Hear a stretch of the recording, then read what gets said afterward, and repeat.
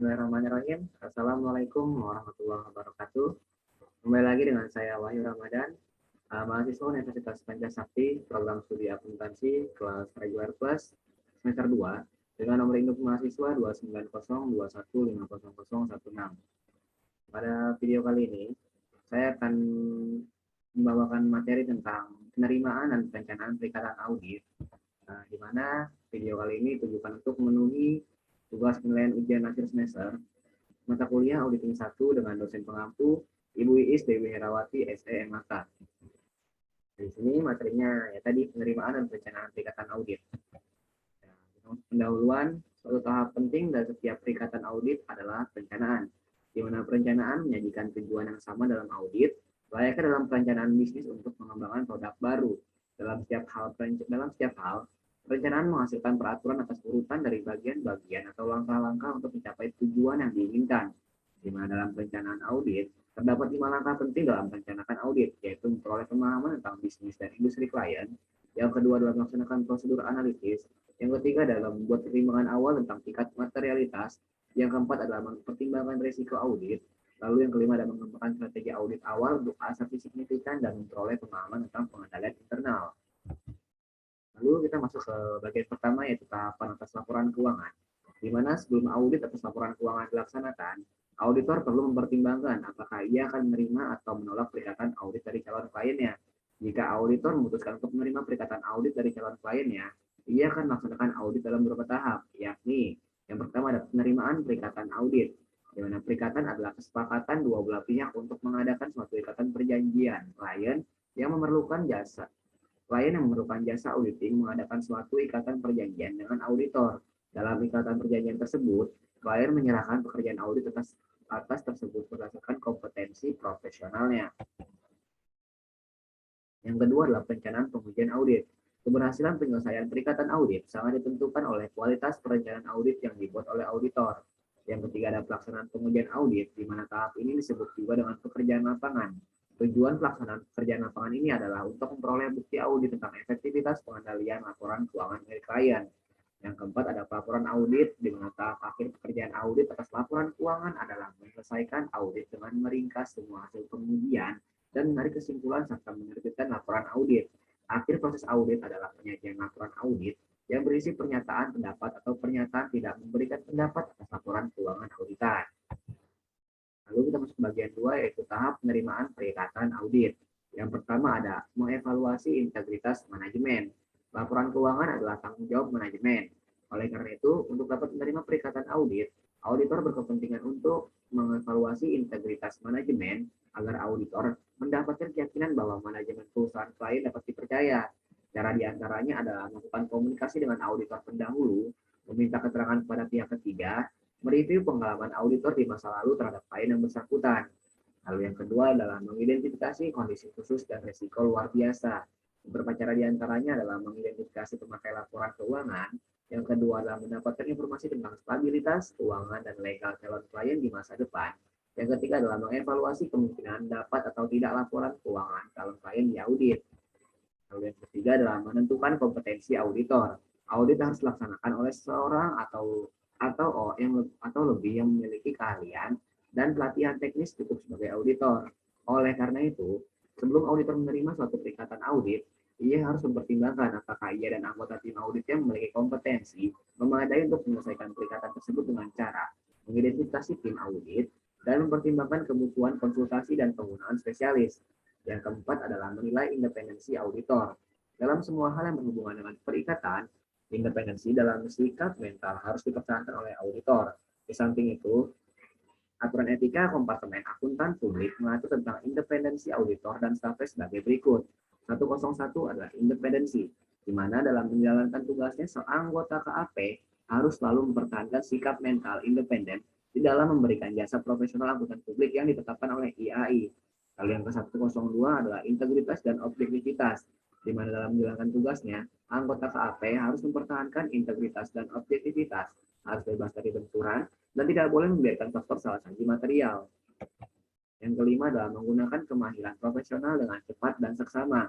Dalam pertimbangan penerimaan atau penolakan suatu perikatan audit, auditor harus mempertimbangkan apakah ia dapat melaksanakan audit dan menyusun laporan auditnya secara cermat dan seksama dengan menentukan waktu perikatan, jadwal pekerjaan lapangan, dan serta pemanfaatan personal klien. Yang keenam adalah membuat surat perikatan audit, di mana isi pokok dari surat perikatan audit adalah tujuan audit atas laporan keuangan, lalu ada tanggung jawab manajemen atas laporan keuangan.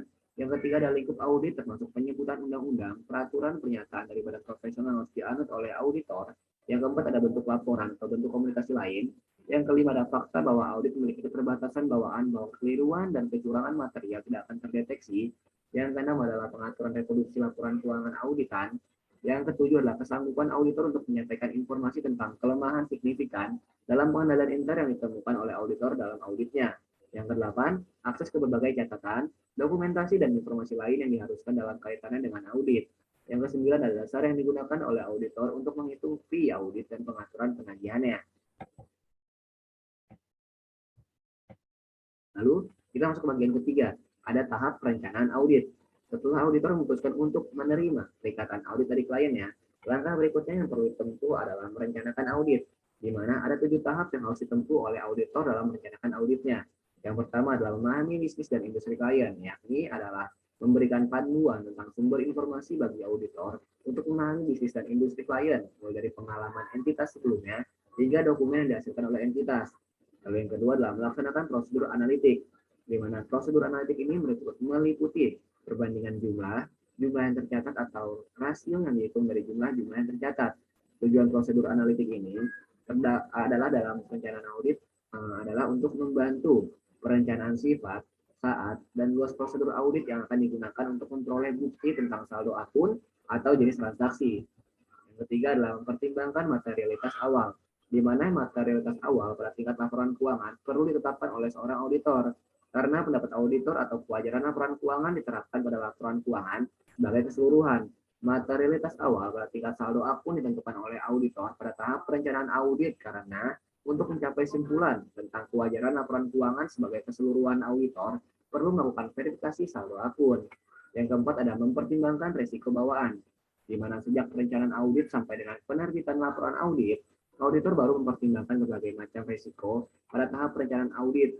Auditor baru mempertimbangkan risiko bawaan, inherent risk, suatu risiko salah saji yang melekat dalam saldo akun atau asumsi tentang suatu saldo akun pada tahap pemahaman dan pengujian pengendalian inter.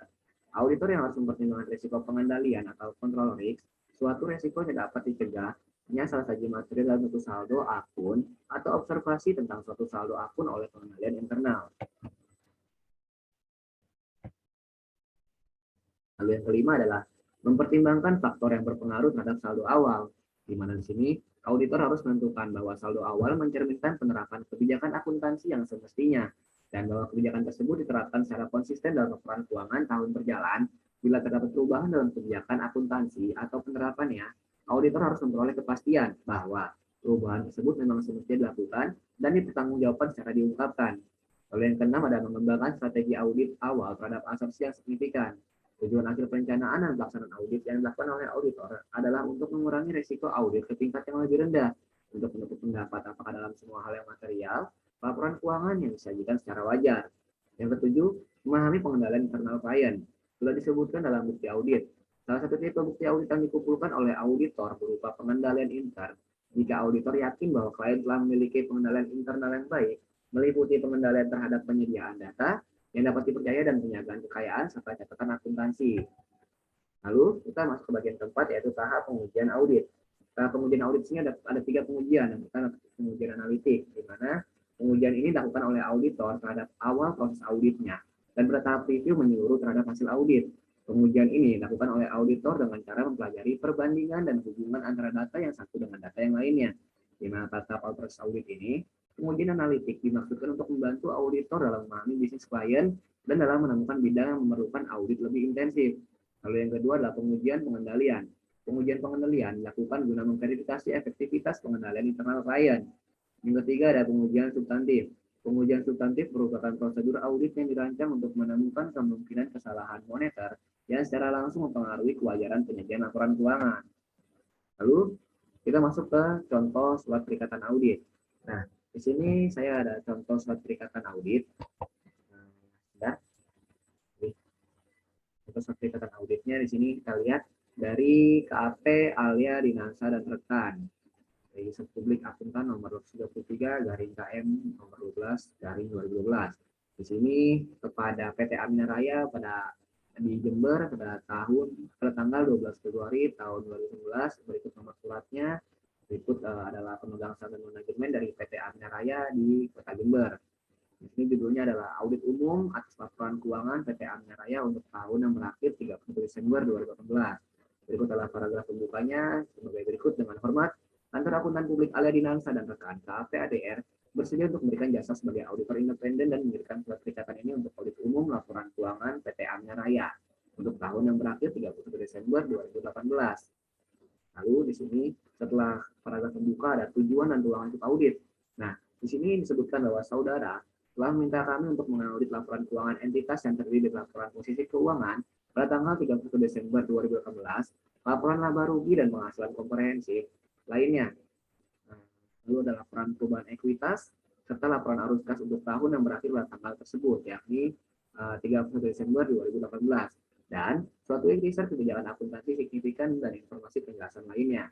Setelah tujuan ada ruang untuk audit, di bawahnya adalah tanggung jawab auditor. Di sini disebutkan bahwa kami melaksanakan audit berdasarkan standar audit yang ditetapkan oleh Institut Akuntan Publik Indonesia atau IAPI. Standar tersebut mengharuskan kami untuk mematuhi kode etika profesi serta merencanakan dan melaksanakan audit untuk memperoleh keyakinan memadai bahwa laporan keuangan bebas kesalahan haji material. Suatu audit meliputi pemeriksaan atas dasar pengujian, bukti-bukti yang mendukung jumlah-jumlah, dan pengungkapan dalam laporan keuangan Prosedur yang dipilih tergantung pada pertimbangan auditor, termasuk penafsiran atas risiko salah haji material, baik yang diakibatkan oleh kecurangan maupun kesalahan. Lalu di sini juga disebutkan bahwa sebagai bagian dari pemahaman kami mengenai pengendalian internal entitas, kami akan memberikan informasi pada entitas tentang kelemahan signifikan yang kami temukan dalam rancangan ataupun penerapan pengendalian internal dalam surat terpisah pada manajemen atau disebutnya manajemen letter. Di sini untuk membantu entitas melakukan perbaikan pengendalian internal dan kegiatan usahanya. Serta tanggung jawab auditor, di sini ada diikuti dengan tanggung jawab manajemen yang berisikan bahwa kami mengingatkan saudara bahwa manajemen bertanggung jawab atas penyusunan dan penyajian wajar laporan keuangan, termasuk posisi keuangan, kinerja keuangan, dan arus kas entitas sesuai dengan standar akuntansi keuangan di Indonesia. Dan tanggung jawab tersebut mencakup yang pertama ada perancangan, implementasi, dan mempertahankan pengendalian internal yang dianggap perlu oleh manajemen untuk menyusun laporan keuangan yang bebas dari material, baik karena kecurangan maupun kesalahan. Yang kedua adalah pemilihan dan penggunaan kebijakan akuntansi yang diperlukan. Yang ketiga adalah pembuatan estimasi akuntansi yang diperlukan sesuai dengan keadaan entitasnya. Lalu yang keempat adalah memberikan kepada kami, yang pertama, akses terhadap semua informasi yang manajemen sadari bahwa informasi tersebut relevan dalam penyusunan laporan keuangan, seperti catatan, dokumentasi, dan hal-hal lainnya. Yang kedua ada informasi tambahan yang mungkin kami minta dari manajemen tujuan audit. Dan yang ketiga adalah akses tanpa batas pada individu-individu dalam entitas yang kami pertimbangkan perlu untuk memperoleh bukti audit. Disebutkan juga bahwa sebagai bagian dari proses audit, kami menerima konfirmasi tertulis dari manajemen dan jika relevan, pihak yang bertanggung jawab atas tata kelola tentang representasi yang dibuat dalam hubungan dengan audit. Setelah tanggung jawab manajemen, di bawahnya diikuti dengan honorarium jasa audit dan tata cara penagihan serta jangka waktu pelaksanaannya. Di sini ada imbalan jasa kami untuk yang diuraikan di atas adalah sebesar Rp25 juta di luar pajak, PPN, dan out of pocket expenses jika ada dan sudah termasuk pajak-pajak. Nah, imbalan jasa ini terhutang dengan syarat pembayaran sebagai berikut. Yang pertama, pembayaran pertama itu dibayarkan 50% pada saat kesepakatan disetujui. Pembayaran kedua dibayarkan 30% pada saat draft laporan audit diserahkan. Pembayaran ketiga sebesar 20% dibayarkan pada saat final laporan audit diserahkan. Lalu, jangka waktu pelaksanaan adalah berdasarkan besaran imbalan jasa profesional kami atas yang diuraikan di atas, itu ditentukan berdasarkan tingkat tanggung jawab dan keahlian yang diperlukan serta waktu yang dibutuhkan untuk menyelesaikan pekerjaan. Kami memperkirakan waktu yang untuk menyelesaikan pekerjaan ini selama 30 hari kerja, terhitung dari data akuntansi perusahaan yang telah tersedia secara lengkap. Setelah honorarium, di sini ada penerbitan laporan auditor independen. Sebagaimana yang kami sebutkan di atas, laporan auditor independen atas laporan keuangan 31 Desember 2018 akan kami sampaikan sebanyak 3 eksemplar asli dalam 2 bahasa, Indonesia dan Inggris, kepada saudara setelah kami menerima surat representasi dan surat pernyataan tanggung jawab dari manajemen. bentuk dan isi laporan kami mungkin perlu diubah sesuai dengan temuan audit kami. Lalu setelah itu diikuti dengan bagian kerahasiaan. Disebutkan bahwa kami memahami dan mengetahui bahwa setiap informasi berkaitan dengan entitas yang kami terima selama pelaksanaan perikatan ini dengan pengecualian informasi yang telah diketahui publik akan diperlakukan sebagai informasi yang bersifat rahasia. Kami dapat atau akan mengungkapkan informasi tersebut kepada pihak ketiga dengan setujuan entitas atau jika diwajibkan oleh hukum atau misalkan pemerintah atau asosiasi profesi. Setelah itu diikuti dengan permasalahan hukum. Disebutkan bahwa perjanjian ini dibuat dalam dan diatur menurut hukum di Indonesia. Dan seluruh perselisihan yang timbul sebagai akibat atau dari perikatan ini hanya tunduk pada yurisdiksi pengadilan negeri sesuai domisili entitas berada. Silakan menandatangani dan mengembalikan kop surat perikatan audit ini sebagai pengakuan dan kesepakatan saudara atas peraturan tentang audit atas laporan keuangan tersebut di atas, termasuk tanggung jawab kita masing-masing. Nih, di sini di bagian kiri ada tanggung jawab, ada tangan dari KAP Alia Dinansa dan rekan. Ada Bapak Alia Dinansa, SEAK MM CA CPA selaku managing partner dari KAP Alia Dinansa dan rekan. Yang di kanan ada tanda tangan dari Amina Ardiansa selaku manajer dari PT Amina Raya yang ditandatangani pada tanggal 13 Februari 2019. Oke, berikut merupakan materi yang selesai sampaikan terkait materi penerimaan perikatan audit. Biar terdapat banyak kesalahan baik dari segi materi ataupun cara penyampaian saya mohon maaf. Saya akhiri, wabillahi taufiq wal hidayah. Wassalamualaikum warahmatullahi wabarakatuh. Terima kasih.